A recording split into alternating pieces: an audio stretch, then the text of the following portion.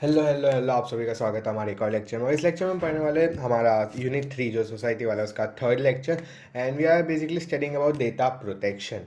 अब आपको स्क्रीन पे दिख रहा होगा डेटा प्रोटेक्शन में अलग अलग चीज़, जैसे इंटेलेक्चुअल प्रॉपर्टी राइट हो गया, फिर violation of intellectual property right, और फिर open source software and stuff. So come on, हम स्टार्ट करते हैं हमारे इसको। ओके, आ जाओ भाई, डेटा प्रोटेक्शन। सो इस हमारा आज के ज़माने में जो डेटा है या उसका इन्फॉर्मेशन है उसका प्रोटेक्शन है, उसका मेन कॉन्सेप्ट अबाउट डेटा की प्राइवेसी। जो डिजिटली हमने एक डेटा को स्टोर कर रखा है उसकी प्राइवेसी को मेंटेन करना। अब डेटा के जो एलिमेंट्स है वो लोग बहुत सारे हार्म कर सकते हैं, एम्बेरसमेंट अगर लाइक ब्रीच हो गया। सपोज आपका जो डेटा है वो बहुत ज़्यादा सेंसिटिव है, लाइक आपका आधार कार्ड लीक हो गया, तो वो बहुत सारी आपको इनकन्वीनियंस दे सकते हैं, बहुत सारी प्रॉब्लम्स दे सकते हैं। Also eight the same time हमारे बहुत सारी चीज़ें होती है जो शायद हमको एम्बेरसमेंट देते हैं। लाइक कभी कभी ऐसा हमारे दोस्त मीम पिक्स डालते हैं ना हमारी, so that can cause embarrassment also to us. तो वो सारी चीज़ें जो होती है उनको प्राइवेट रखना ज़रूरी है। एंड ये लोग ने बताया सेंसिटिव डेटा के अंदर बायोमेट्रिक इन्फॉर्मेशन, हेल्थ इन्फॉर्मेशन, वो सारी चीज़ें। तो इन सेंसिटिव डेटा की जो प्रिवेसी है वो इम्प्लीमेंट की जा सकती है एनक्रिप्शन के थ्रू, ऑथेंटिकेशन के थ्रू। बहुत सारे सिक्योर, जैसे व्हाट्सअप में लिखा होता है द चैट इज़ एनक्रिप्टेड, तो एनक्रिप्शन का कॉन्सेप्ट है, क्रिप्टोग्राफी पूरा आ जाता है उसमें। एंड ऑथेंटिकेशन और दूसरी सारी सिक्योर मेथड्स भी होती है जिससे हम ये इंश्योर कर सकते हैं कि डेटा जो एक्सेसिबल है सिर्फ ऑथराइज यूज़र को और किसी लेजिटिमेट पर्पज़ के लिए, ऐसा नहीं कि कुछ भी काम के लिए लगा दिया। अब पूरी दुनिया के अंदर ना जो हर कंट्री का एक खुद का डेटा प्रोटेक्शन पॉलिसीज़ होती है। हर एक कंट्री जो है वो खुद के लिए एक इंडिविजुअल लॉज बनाती है जिससे हम डेटा प्रोटेक्ट कर सकते हैं। एंड ये पॉलिसीज़ लीगल डॉक्यूमेंट्स होते हैं जो बेसिकली गाइडलाइंस होती है, रूल्स होते हैं कि यूज़र किस तरह से डेटा को प्रोसेस करेगा, स्टोर करेगा, ट्रांसमिट करेगा सेंसिटिव इन्फॉर्मेशन को। एंड इसका इंटेंशन, मोटिव जो है वो ये है कि हमारा जो प्रोटेक्ट किया जाए सेंसिटिव इन्फॉर्मेशन को, कि वो मॉडिफाई या डिस्क्लोज ना हो सके। ओके, सो अब आता है हमारे आईपीआर पे। IPR is basically the short form for intellectual property right. तो अब तुम कोई भी चीज़, इंसान है वो अगर किसी भी चीज़ को ओन करता है, लाइक ये जो मोबाइल डिवाइस है, this mobile device is mine, तो आई ओन दिस प्रॉपर्टी। और वैसे अगर किसी का कुछ आइडिया आ गया, लाइक कोड फ्रीक स्टार्ट करना वॉज माई आइडिया, तो ये मैं वैसे तो बहुत लोग पढ़ाते हैं बट फॉर एग्जांपल हम ले रहे हैं कि कोड फ्रीक स्टार्ट करना वॉज माई आइडिया, तो वो मेरी खुद की जो इंटेलेक्चुअल प्रॉपर्टी है, ये ओरिजिनल आइडिया जो है वो मेरा इंटेलेक्चुअल प्रॉपर्टी है। तो इसी में इन्वेंशंस, लाइक लिटरेरी या फिर आर्टिस्टिक एक्सप्रेशंस, जो मैं पोएम लिखता हूँ वो मेरा एक आइडिया था, तो वो मेरा एक आर्टिस्टिक एक्सप्रेशन मेरा इंटेलेक्चुअल प्रॉपर्टी हो गया। एंड इसी सारी चीज़ों की जो ओनरशिप होती है वो क्रिएटर, यानी कि मेरी पोएम्स की ओनरशिप मेरे साथ है, या फिर उस जो इंटेलेक्चुअल प्रॉपर्टी का जो होल्डर हुआ वो जो मेरे केस में मैं हूँ। तो ये क्या करता है, जो क्रिएटर है या फिर कॉपीराइट ओनर है जो मेरे केस में मैं हुआ, उसको एनेबल करता है जिससे वो रिकग्निशन पा सके। लाइक मेरी चीज़ें तो मैं बोल सकता हूँ हाँ ये पोएम मैंने लिखी है, और उससे मैं फाइनेंशियल बेनिफिट भी गेन कर सकता हूँ अपना क्रिएशन या इन्वेंशन को यूज़ करके। लाइक मेरी पोएम्स देख के अगर कोई ब्रांड मुझे डील दे रही है, सो इट्स लाइक एक ब्रांड डील से मुझे फाइनेंशियल बेनिफिट गेन हो सकता है। और ये जो इंटेलेक्चुअल प्रॉपर्टी होती है इनको प्रोटेक्ट करने के 3 तरीके हैं, कॉपीराइट्स, पेटेंट्स और ट्रेडमार्क्स। हम सिलेबस में भी यही 3 दिए हुए हैं हमें, आई गेस। हाँ, तो टेक्स्ट बुक में भी है। So we start with copyright. तो कॉपीराइट, अगर तुम यूट्यूब पे हो and you are following YouTubers, तो तुमको सबने कॉपीराइट स्ट्राइक का नाम सुना ही है।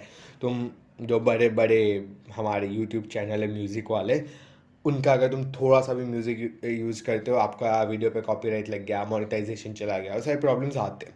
सो बेसिकली कॉपीराइट क्या करता है, ग्रांट करता है लीगल राइट्स उस क्रिएटर को उसके ओरिजिनल वर्क्स के लिए। लाइक गाना है तो वो जो यूट्यूब चैनल जिसकी मैं बात कर रहा हूँ उसका नाम फॉर एग्जांपल कोड फ्रीक या कोड फ्रीक्ड बोलते हैं, तो कोड फ्रीक्ड का जो ओरिजिनल गाना था उसको तुम यूज़ कर रहे हो, तो ओरिजिनल वर्क्स का जो लीगल राइट है वो उनके पास रहता है। जैसे वो कुछ भी हो सकता है, ऑडियो रिकॉर्डिंग हो सकती है, वीडियोस हो सकता है, कुछ स्कल्पचर या आर्किटेक्चर, कोई भी चीज़। इनफैक्ट तुम्हारा कोड जो है कंप्यूटर सॉफ्टवेयर या फिर कुछ दूसरा कुछ क्रिएटिव वर्क भी है वो भी यूज़ हो गया। तो जैसे मेरी पोएम, उसका लीगल राइट्स मेरे पास है, अगर वो कोई उसको यूज़ करता है, sorry for that pause, so we are back. हाँ, तो कॉपीराइट जो होता है वो बेसिकली ऑटोमेटिकली ग्रांट कर देता है क्रिएटर्स और ऑथर्स को अपना। लाइक मैंने बनाया पोएम तो वो ऑटोमेटिकली मुझे ग्रांट हो चुका है, वो मेरी ग्रेविटी अंडरस्कोर फर्स्ट 095 आईडी पे है। सो वो अब मेरी है, वो मेरे अकाउंट से, तो मेरे को ऑटोमेटिकली कॉपीराइट मिल चुका है उसका। एंड कॉपीराइट लॉ जो है वो कॉपीराइट होल्डर को एक सेट ऑफ राइट्स देता है जो सिर्फ वही अवेल कर सकता है। वो पोएम के जो राइट्स है वो सिर्फ लीगली नहीं अवेल कर सकते और कोई नहीं कर सकता। तो ये जो राइट्स होते हैं इसमें लाइक राइट टू कॉपी हो गया, फिर right to create derivative works, like उसके अंदर से छोटे छोटे पार्ट्स निकाल के उसका बनाना, जैसे पॉडकास्ट में से शॉर्ट्स बना के डालो तो उसका डेरिवेटिव वर्क्स क्रिएट करना, फिर उसकी कॉपीज़ को डिस्ट्रीब्यूट करना अलग अलग पब्लिक में, उसको पब्लिकली डिस्प्ले करना या परफॉर्म करना उस वर्क को। तो ये सारी चीज़ें अवॉइड करते हैं कि कोई आके मेरा वर्क कॉपी ना करे या फिर उसको कोई बेचे ना। सपोज कोई आ रहा है मेरी पोएम कॉपी के, वो कहीं जाके उस पोएम को बेचे, दैट्स डेफिनेटली रॉन्ग, राइट। तो वैसे ये लोग ने बताया कि जो जंगल बुक है उसकी, उसका राइटर रुडयार्ड किपलिंग, तो उसके पास कॉपीराइट है उसकी। तो अगर कोई उस कॉपीराइट के परमिशन के बिना उस नॉवेल का पार्ट्स यूज़ करता है तो वो एक इन्फ्रिंजमेंट हो जाएगा। तो अगर किसी को लाइक मेरी पोएम यूज़ करनी है उसको मेरे से लाइसेंस गेन करना पड़ेगा, उसको मेरे से परमिशन लेना पड़ेगी पहले। सो ये कॉपीराइट था। Then we come on to patents. अब पेटेंट्स का भी तुमने अगर शार्क टैंक देखा उसमें नाम सुना होगा, वो लोग पूछते थे कि क्या आपने आपके प्रोडक्ट का पेटेंट कराया है। तो patent basically is for inventions. तो not like, wait a minute, just give me a second. हाँ, सो अनलाइक कॉपीराइट, पेटेंट जो होते हैं वो इन्वेंशंस के लिए दिए जाते हैं और इसमें इन्वेंटर को अप्लाई करना पड़ता है। कॉपीराइट ऑटोमेटिकली ग्रांट होता है, जबकि पेटेंट के लिए इन्वेंटर जो है वो अप्लाई करता है कि हाँ ये मैंने इन्वेंशन बनाया है, please give me a patent for it. और जब पेटेंट ग्रांट हो गया तो ओनर के पास एक हक है जिससे वो कोई और उसका जो लाइक जो उसने बनाया इन्वेंशन उसको प्रोटेक्ट या उसको यूज़ या सेल या डिस्ट्रीब्यूट नहीं कर सकता है। तो पेटेंट क्या, जिसके पास होल्डर है जो पेटेंट का, उसको इस पूरा कंट्रोल अपने प्रोडक्ट का कि उसको किस तरह से उसका इन्वेंशन है उसको यूज़ करना है, कोई और उसका किस तरह से यूज़ करता है, वो पूरा हक उस पेटेंट ओनर के पास है। इसीलिए the thing is patent encourage करता है इन्वेंटर्स को ताकि वो अपना साइंटिफिक या फिर टेक्नोलॉजिकल फाइंडिंग्स है वो अलग अलग लोगों को बताए, क्योंकि वो तब प्रोटेक्टेड है तो कोई गलत तरीके से यूज़ नहीं कर सकता। तो शेयर करना ज्ञान बांटने से बढ़ता है। सो उसी वे में इट्स ईजियर टू शेयर, एक कंफर्टेबिलिटी के साथ कोई बंदा शेयर कर सकता है। एंड ये बात याद रखना, एक पेटेंट जो है वो 20 ईयर्स के लिए अपने उसको प्रोटेक्ट करता है एक इन्वेंशन को, उसके बाद वो फ्रीली आराम से यूज़ किया जा सकता है। अब रिकॉग्निशन या फाइनेंशियल बेनिफिट मिलता है उससे, राइट एनवायरनमेंट, ऑब्वियसली किसी को भी फाइनेंशियल बेनिफिट्स चाहिए तो उससे राइट एनवायरनमेंट भी बन जाता है और मोटिवेशन भी मिल जाता है, जिससे क्रिएटिविटी और इनोवेशन बढ़ सकता है। Then we come on to trademark. So trademark is like visual symbol. तो नाइकी का सिंबल होता है, हम वी ऑल नो स्वूश बना होता है, लाइक वो एक राइट टिक समझ लो उसको, स्वूश वर्ड ज़्यादा लोग जानते नहीं होंगे। तो वो एक विजुअल सिंबल होता है, फिर कुछ वर्ड या फिर नाम है, डिज़ाइन है, स्टारबक्स का खुद का डिज़ाइन। तो ऐसे हर एक ब्रांड का या फिर कॉमर्शियल एंटरप्राइज का खुद का एक विजुअल सिंबल होता है जो उसको डिस्टिंग्विश करता है ब्रांड का, कॉमर्शियल एंटरप्राइज को, किसी अलग ब्रांड से। तो नाइकी के अलावा कोई भी दूसरी ब्रांड जो है वो नाइकी का वो यूज़ नहीं कर सकती। इसलिए इतनी सारी जो फेक चीज़ें होती है उसमें डिफरेंसेस एग्जिस्ट करते हैं बहुत सारे। तो आगे का जो शेप बनाते हैं ना इधर, सो नाइकी का बेसिकली सिंबल इज़ कहीं, मेरी ड्राइंग ख़राब है, it's kind of like this. तो बहुत सारे उसको ऐसा शेप कर देते हैं थोड़ा सा, बिकॉज अगर वो शेप यूज़ करते हैं and it's not originally Nike, then obviously problem है। साथ में ये भी बोला था confusing brands like NIKE can not be use, but लोग करते हैं ना, वो नाइकी के अंदर N की जगह H लिख देते हैं, हाई की बोल देते हैं। सो वैसा लोग करते हैं, but like confusing brand names can not be use. लेकिन हाँ, अगर अब मुझे चाहिए that I want to sell this cube, ये मिरर क्यूब है जिसका मैं सिल्वर कलर हटा दिया, तो अगर मुझे चाहिए था ये जो क्यूब है इसको मैं अपना खुद से बना रहा हूँ और इसका मैं ट्रेडमार्क बना रहा हूँ, तो मैं इस क्यूब के लिए नाइकी का नाम अप्लाई कर सकता हूँ, नाइकी ट्रेडमार्क के लिए, बिकॉज अनरिलेटेड है ना। दिस इज़ नॉट लाइक ये शूज़ या बैग्स जो नाइकी सेल करता है उसके रिलेटेड नहीं है, दिस इज़ कम्प्लीटली डिफरेंट। तो ऐसी चीज़ों के लिए आप अप्लाई कर सकते हो। अब हमने इंटेलेक्चुअल प्रॉपर्टी राइट्स तो पढ़ लिया, बट इसको वायलेट कैसे किया जा सकता है वो पढ़ते हैं। तो violation of IPR, starting with plagiarism. तो प्लेगरिज्म का वर्ड मोस्ट ऑफ आप सब ने शायद सुना भी होगा, नहीं भी सुना होगा, बट PhDs के टाइम आपको यूजुअली सुनने मिलता होगा that you can not do plagiarism. So plagiarism basically क्या है, किसी और की चीज़ को, किसी और के आइडिया को, किसी दूसरे के वर्क को अपना वर्क बताकर दर्शाना। बहुत कुछ अराउंड 2-3 महीने पहले, लाइक अभी अक्टूबर है ना, अराउंड जून वो सब के टाइम पे एक मीम वायरल हुआ था that if I copy someone's work then it's plagiarism.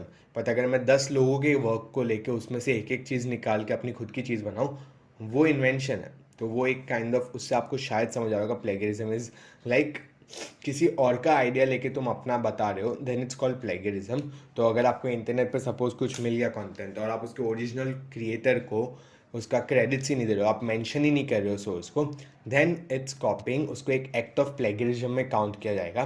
साथ ही साथ अगर कोई एग्जिस्टिंग आइडिया है उसमें से आप एक आइडिया डिराइव कर रहे हो और उसको प्रेजेंट करो कि आपका नया आइडिया है, देन ऑल्सो वो प्लेगरिज्म में आ जाता है। वो एक एथिकली भी गलत है ना, आप किसी और की चीज़ को खुद का बता रहे हो, वो एथिकल ऑफेंस एक अच्छा हो जाता है, आई मीन बहुत ज़्यादा बड़ा एथिकल ऑफेंस होता है।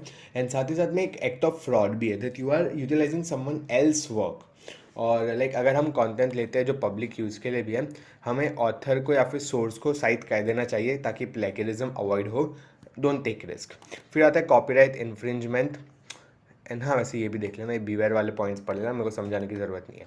So copyright infringement it is basically like जब हम किसी और का वर्क बिना परमिशन के यूज़ करते हैं, लाइक मेरे लेक्चर आप बिना परमिशन के अपने वीडियोज़ पे अपलोड कर रहे हो या फिर बेच रहे हो, वो ऑब्वियसली रॉन्ग है, दैट इज़ कॉपीराइट इन्फ्रिंजमेंट। मेरी परमिशन के बिना, जो मेन ओनर है उसकी परमिशन के बिना आप कुछ उसका कंटेंट यूटिलाइज कर रहे हो। लाइक इनफैक्ट ये भी आप इंटरनेट पे जाके कोई भी इमेज डाउनलोड करते हो, उसको अपने प्रोजेक्ट में यूज़ करते हो और ओनर जो है उसको आपने फ्री यूसेज वो परमिट नहीं करता, देन डेफिनेटली वो उसका रेफरेंस देना भी एक आई मीन भले ही हम उसका क्रेडिट दे, भले हम reference they, it is a violation of copyright. क्योंकि वो सिर्फ इंटरनेट पे, इसका मतलब ये नहीं कि आप उसको फ्री में यूज़ कर सकते हो, आपको कॉपीराइट स्टेटस पहले चेक करना पड़ेगा। Just be giving credits is not enough. Then आता है हमारा ट्रेडमार्क इन्फ्रिंजमेंट। लाइक जो ट्रेडमार्क है नाइकी का स्वूश आप यूज़ कर रहे हो बिना परमिशन, तो वो अनऑथराइज्ड यूज है, तो एक लीगल प्रोसीडिंग्स ली जा सकती है। Then we come on to public access and open source software. So इसमें ओपन सोर्स सॉफ्टवेयर के बारे में उनको पूछा और लाइसेंसिंग। तो पब्लिक एक्सेस मैं बेसिकली हम ये पूरा टॉपिक पढ़ लेते हैं एंड इसके अंदर जो आता है वो उतना ही काम का होने वाला है। तो बेसिकली क्या होता है, कॉपीराइट जो होता है वो कभी कभी रिस्ट्रिक्शन डाल देता है यूज़ पे, कॉपीराइटेड वर्क्स पे जो कोई और का। तो लेकिन अगर हम दूसरों को अलाउ करें यूज़ करना है, फिर हमारे एग्जिस्टिंग वर्क पे बिल्ड ऑन करना, like many times, like example हम लेते हैं म्यूज़िक के कॉन्टेक्स्ट में। अगेन सनम ग्रुप का नाम सुना होगा।